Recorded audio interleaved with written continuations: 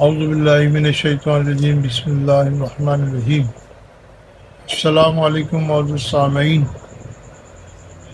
ہم نے ایک سلسلہ شروع کیا ہے قرآن و سنت کی تعلیم عام کرنا۔ ہم اپنے چینل فیض تعلیم کے ذریعے آپ تک پہنچائیں گے۔ آپ ہمارے چینل کو ضرور دیکھیں اور نہ صرف دیکھیں بلکہ اس کو دوسروں تک بھی پہنچائیں۔ اللہ عز و جل ہماری کاوشیں قبول فرمائے۔ انشاءاللہ تبارک و تعالیٰ نماز پڑھنے کے متعلق درس سماعت فرما رہے تھے۔ درس شروع کرنے سے پہلے درود و سلام کی فضائل کہ فرمان مصطفیٰ صلی اللہ علیہ وسلم ہے کہ جس نے مجھ پر صبح اور شام 10 بار درود پاک پڑھا اسے قیامت کے دن میری شفاعت ملے گی۔ صلو علی الحبیب صلی اللہ تعالیٰ علیہ وسلم۔ نماز کے شوق بڑھانے کے لیے، نماز سے محبت کے لیے، نماز پڑھنے کے ثوابات کے متعلق کچھ سماعت فرماتے ہیں کہ تابعی بزرگ حضرت سیدنا قتادہ رحمۃ اللہ تعالیٰ علیہ کے قول ہے کہ نماز کا خوب دھیان رکھو کہ وہ اہل ایمان کا ایک بہترین وصف یعنی عمدہ خوبی ہے۔ روح البیان میں ہے کہ اللہ پاک ان نیک بندوں کے اخلاص، ان کی نمازوں اور ان کی دعاؤں اور ان کے کمزوروں اور ناتواں افراد کے طفیل لوگوں سے عذاب دور فرما دیتا ہے۔ اے عاشقان نماز، سبحان اللہ، اللہ پاک اپنے نیک بندوں کے طفیل لوگوں سے آفات اور عذابات دور کرتا ہے۔ اس سلسلے میں 5 فرامین مصطفیٰ صلی اللہ علیہ وسلم سنیے اور محبت اولیاء میں جھومیے۔ نمبر 1، میری امت میں 40 مرد ہمیشہ رہیں گے، ان کے دل ابراہیم علیہ السلام کے دل پر ہوں گے۔ اللہ پاک ان کے سبب زمین والوں سے بلاؤں کو دفع کرے گا۔ ان کا لقب ابدال ہوگا۔ ابدال ملک شام میں ہوں گے۔ وہ حضرات 40 مرد ہیں۔ جب ان میں ایک وفات پاتا ہے تو اللہ پاک اس کی جگہ دوسرے کو بدل دیتا ہے۔ ان کی برکت سے بارشیں برستی ہیں، ان کے ذریعے دشمنوں پر فتح حاصل ہوتی ہے اور ان کی برکت سے ملک شام والوں سے عذاب دور ہوتا ہے۔ ملک شام کو اب سوریہ بھی کہتے ہیں۔ حضرت مفتی احمد یار خان رحمۃ اللہ تعالیٰ علیہ اس حدیث پاک کے تحت فرماتے ہیں کہ اس فرمان عالی سے معلوم ہوا کہ اولیاء اللہ کا وسیلہ برحق ہے۔ اللہ اچھوں کے صدقے بروں کی مشکلیں حل کر دیتا ہے اور ان سے مصیبتیں ٹال دیتا ہے۔ خیال رہے کہ جن 40 ولیوں کا بیان ذکر ہے انہیں ابدال کہتے ہیں، کیونکہ ان کے مقامات ان کی جگہ بدلتی رہتی ہیں، کبھی مشرق میں، کبھی مغرب میں، کبھی جنوب میں، کبھی شمال میں، مگر ان کا ہیڈ کوارٹر ملک شام ہے۔ فرمان مصطفیٰ صلی اللہ علیہ وسلم ہے کہ اللہ پاک فرماتا ہے کہ میں زمین والوں کو عذاب دینے کا ارادہ کرتا ہوں تو مساجد کو آباد کرنے والے اور میرے لیے آپس میں محبت رکھنے والے اور سحری کے وقت استغفار کرنے والوں کی وجہ سے عذاب ان سے پھیر دیتا ہوں۔ اگر نمازی بندے اور دودھ پیتے بچے اور چوپائے نہ ہوتے تو بے شک تم پر عذاب اترتا۔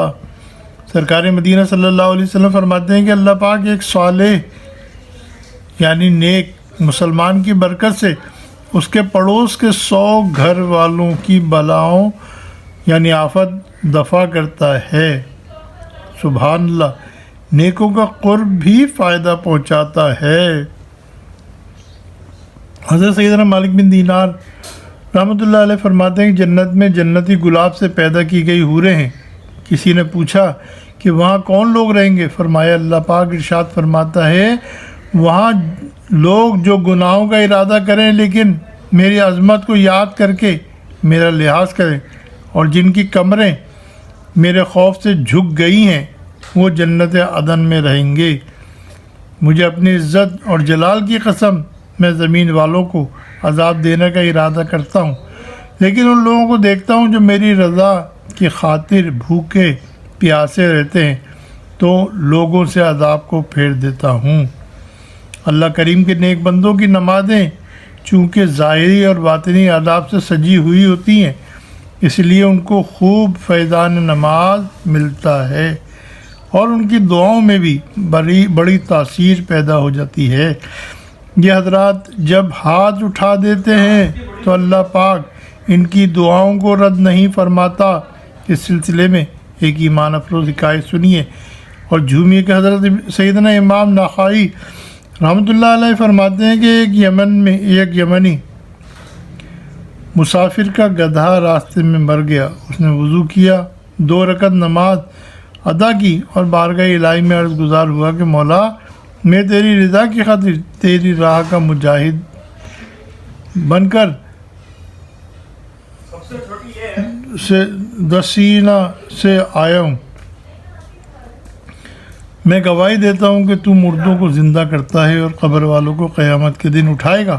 اے پروردگار، آج کے دن مجھے کسی کا محتاج نہ کر، میرے گدھے کو زندہ کر دے۔ یہ کہنا تھا کہ گدھا کان ہلاتا ہوا کھڑا ہو گیا۔ افضل ترین اعمال: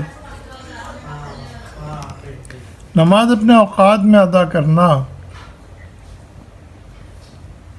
ماں باپ کے ساتھ بھلائی کرنا اور اللہ پاک کی راہ میں جہاد کرنا افضل ترین اعمال ہیں۔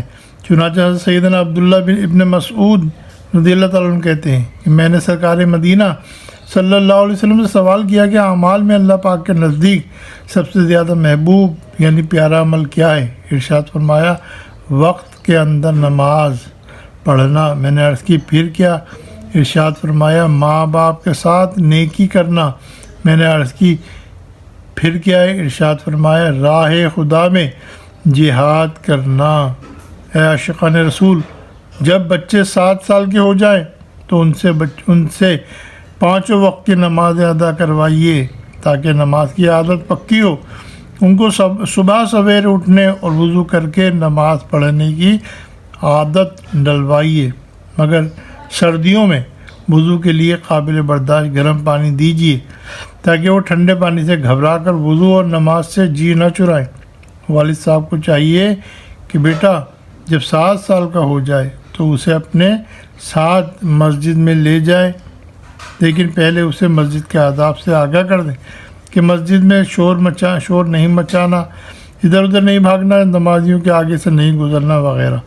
نماز با جماعت میں اسے مردوں کی آخری صف کے بعد دوسرے بچوں کے ساتھ کھڑا کرے۔ اس حکمت عملی کی بدولت انشاءاللہ بچے کا مسجد کے ساتھ روحانی رشتہ قائم ہو جائے گا۔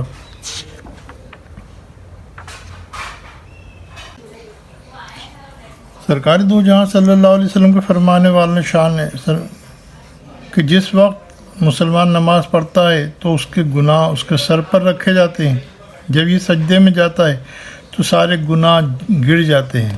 نمازی جب نماز سے فارغ ہوتا ہے تو گناہوں سے پاک اور صاف ہو چکا ہوتا ہے۔ حضرت زید بن خالد جہنی رضی اللہ تعالیٰ عنہ سے روایت ہے کہ مصطفیٰ جان رحمت صلی اللہ علیہ وسلم نے فرمایا، جو 2 رکعت نماز پڑھے اور ان میں سہو یعنی غلطی یعنی بھول نہ کرے تو جو کچھ پیشتر اس سے پہلے اس کے صغیرہ گناہ ہوئے ہیں اللہ پاک معاف فرما دیتا ہے۔ حضرت سیدنا ابو ایوب انصاری رضی اللہ عنہ سے روایت ہے، تاجدار مدینہ صلی اللہ علیہ وسلم کا فرمان عالی شان ہے کہ جس نے وضو کیا جیسا کہ وضو کرنے کا حکم ہے اور نماز پڑھی جیسی نماز پڑھنے کا حکم ہے تو جو کچھ پہلے کیا معاف ہو گیا۔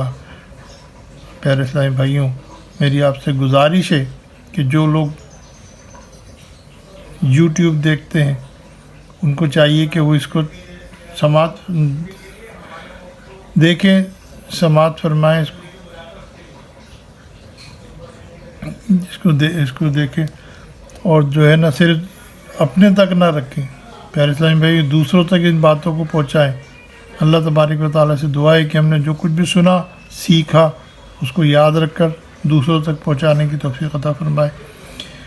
وما علینا الا البلاغ المبین۔ السلام علیکم ورحمۃ اللہ وبرکاتہ۔